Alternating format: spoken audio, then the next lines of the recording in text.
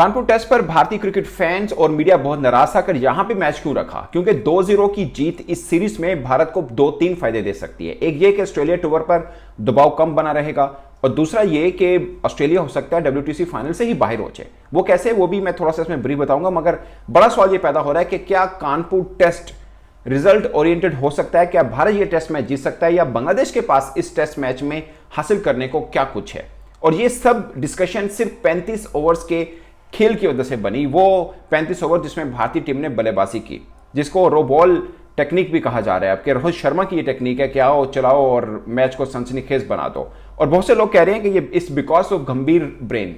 I don't think so. यहां पर राहुल द्रविड़ बैठे हैं पीछे या गंभीर बैठे हैं। खेल टीम इंडिया रही है और ये रोहित शर्मा कप्तान है, वो दोनों तरफ ऐसे ही खेले हैं। जब द्रविड़ थे तब भी और जब गंभीर हैं तब भी है। कह सकते हैं कि गंभीर के आने से पॉजिटिव चीजें आ रही हैं, मतलब कोई नेगेटिव फर्क नहीं पड़ा, ये हम जरूर मान लेते हैं, मगर आई डोंट थिंक सो कि खाली गंभीर से ये फर्क पड़ रहा है। अब दोस्तों मुझे क्या लगता है कि इस मैच में आज के दिन अगर चौथे रोज को हम देखें, चौथे रोज का दिन तक देखें तो 85 ओवर्स हुए हैं, 18 विकेटें गिरी हैं। मैं दोनों तरफ की बात कर रहा हूं, 18 विकेट्स गिरी हैं, 85 ओवर्स हुए हैं, जिसमें से 12 विकेट्स स्पिनर से नहीं है।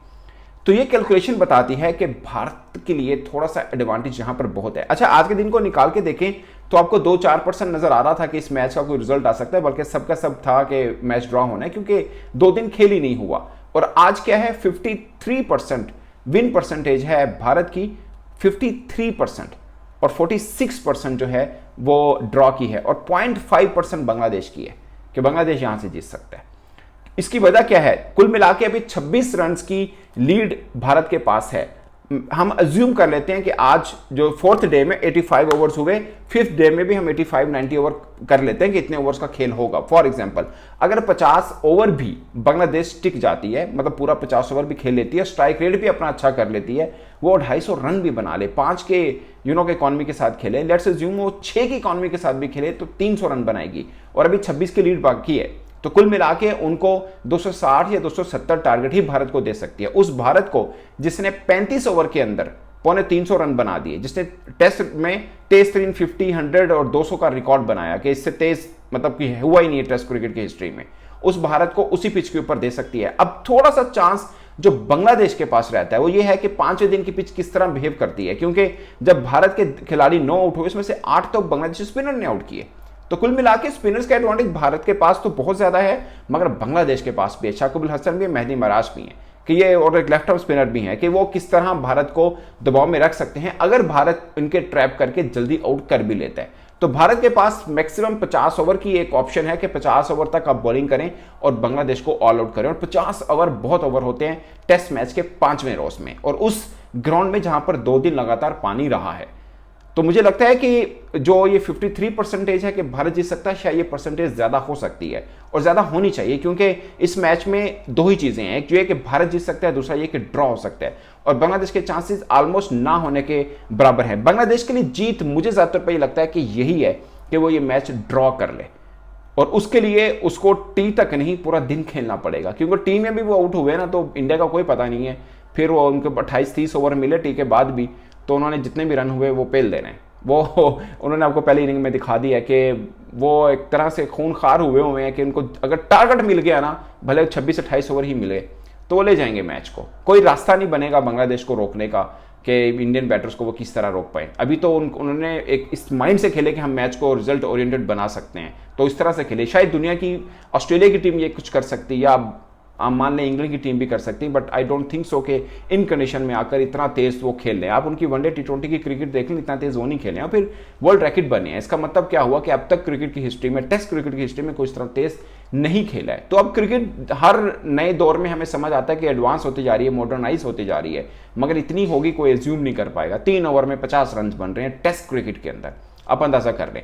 अब बांग्लादेश के लिए जीत एक ही है कि वो इस टेस्ट को ड्रॉ करें, क्योंकि जीत वाला और पहलू उनके पास है नहीं। अगर वो 1-0 से भी लेके जाते हैं तो काफी हद तक उनकी जीत होगी कि वो 3 दिन तक इंडिया के सामने खड़े रहे। अगरचे पहले रोज में सिर्फ 35 ओवर्स का हुआ है, और चौथा रोज जो कि एक्चुअल में टेस्ट मैच का प्रैक्टिकली सेकंड डे था, 85 ओवर्स का खेल हुआ है। अब थर्ड डे होगा प्रैक्टिकली, वैसे 5वां दिन है, 85 ओवर्स मजीद खड़ा हो गया बांग्लादेश, तो ये इनके लिए बहुत बड़ी जीत है।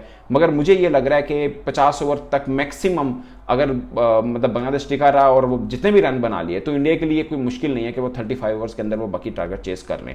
तो कहीं पर भी बांग्लादेश के माइंड में ये है कि वो टी तक खड़े हो जाए, बाद में ओवर कम बनेंगे तो इंडिया चेस नहीं कर पाएगा। तो मुझे लगता है ये उनकी गलत फहमी हो गई या खुश फहमी हो गई, क्योंकि टी के बाद भी इंडिया को चांस खा भी जाना है, जो उन्होंने अपने पहले भी बैटिंग में कर दिखाया है। तो इस वक्त वैसे भी बहुत फॉर्म के अंदर, हर बल्लेबाज फॉर्म में एक के अंदर एक स्टार छुपा हुआ है उनका, एक के अंदर एक। आप देखिए केएल राहुल भी अच्छी फॉर्म में आपको नजर आए हैं, उन्होंने भी अपनी स्टाइल में ज़बरदस्त बैटिंग की है। उनका स्ट्राइक रेट चेक करें, विराट कोहली का चेक करें, तो कहीं से चांस नहीं है कि बांग्लादेश ने अगर कहीं पे भी लूप होल छोड़ा तो इंडिया के हक में मैच है। और इंडिया को एडवांटेज ये मिलने वाला है, इंडिया को एडवांटेज ये मिलने वाला है कि उन्होंने आगे से न्यूजीलैंड के खिलाफ 3 टेस्ट मैच खेलने हैं, और अगर बारिश वहां नहीं होती तो अपेरेंटली लग रहा है कि इंडिया ने आराम से वो तीनों मैच जीत जाने हैं।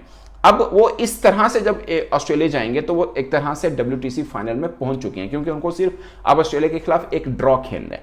ऑस्ट्रेलिया के ऊपर दबाव बना रहेगा कि वो इंडिया को हराएं। अगर वो इंडिया को नहीं हरा पाते तो WTC फाइनल से वो बाहर हो सकते हैं, क्योंकि उधर से श्रीलंका अच्छा दावेदार बना हुआ है। तो ये एक अच्छा रहेगा कि ये कानपुर टेस्ट इंडिया का अगला सफर बहुत आसान कर देने वाला है। इसलिए रोहित शर्मा आपको चौथे दिन मैच में एक नए रूप में नजर आए थे, क्योंकि ये कैलकुलेशन उनके माइंड में है कि ये कानपुर टेस्ट खाली एक टेस्ट नहीं है, ये आगे इंडिया की डायरेक्शन तय कर रहा है और दुनिया को भी बता रहा है कि टीम इंडिया कहां से उठकर कभी भी कुछ भी कर सकती है, और वो फॉर्मेट के भी मोहताज नहीं है, क्योंकि ऐसा उन्होंने वनडे में भी कर दिखाया, T20 में भी कर दिखाया, टेस्ट में बाकी था वो भी उन्होंने कर दिया। इस पर दोस्तों आप अपनी राय कमेंट बॉक्स में जरूर बताइएगा।